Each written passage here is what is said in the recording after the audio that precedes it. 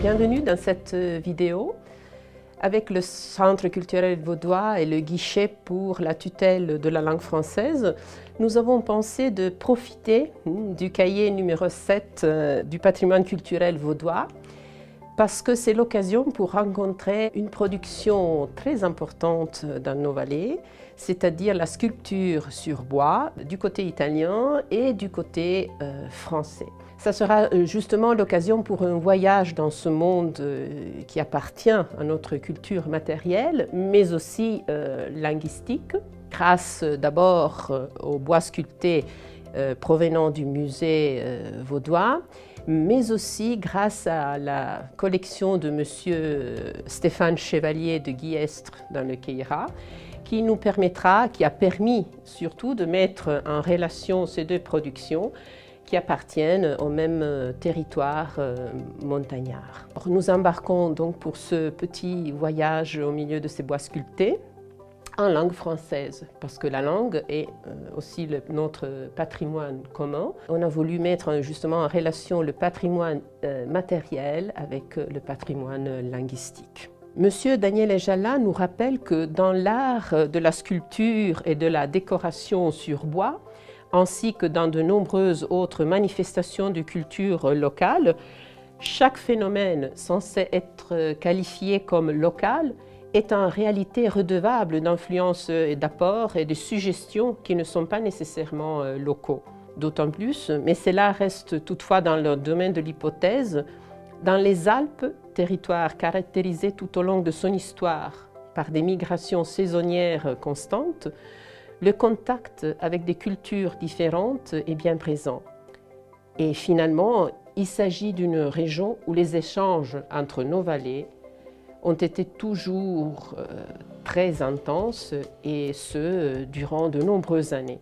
Le conservateur du musée vaudois, Samuel Tourboncoeur, souligne en effet que les points économiques et sociaux communs entre les deux versants alpins, les influences réciproques ainsi que les échanges de matériel expliquent pourquoi, du côté italien des Alpes, la plupart des centres principaux de production d'objets décorés, hormis quelques rares exceptions, se concentrent dans les hautes vallées, vers la ligne de partage des eaux.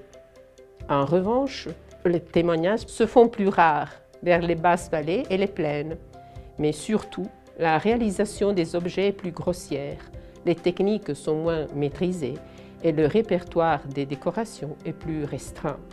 Queyras et Valpellice, ces deux versants de la montagne, partagent la même culture d'embellissement des objets usuels.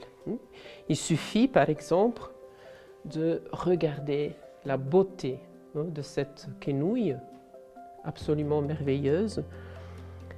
Et donc on partage ce désir d'embellir. Souvent, il s'agit d'objets qui sont destinés à être offerts lors d'occasions marquantes de la vie, comme par exemple une naissance, une fiançaille ou alors un mariage. Là se trouve vraiment la noblesse de l'art populaire. Madame Gaëlle Putela a longuement travaillé sur la collection de Monsieur Chevalier et nous a permis effectivement de découvrir des points communs, des différences, etc. Elle a longuement réfléchi sur cette beauté.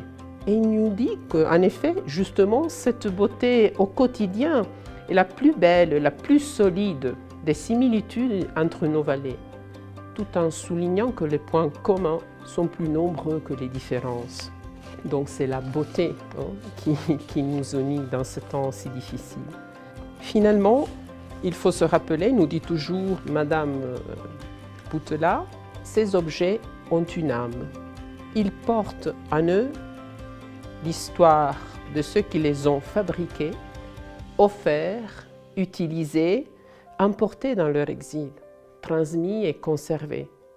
Il faut en prendre soin. Ils sont un lien précieux entre les cœurs de toutes les couleurs qui battent des deux côtés de la montagne.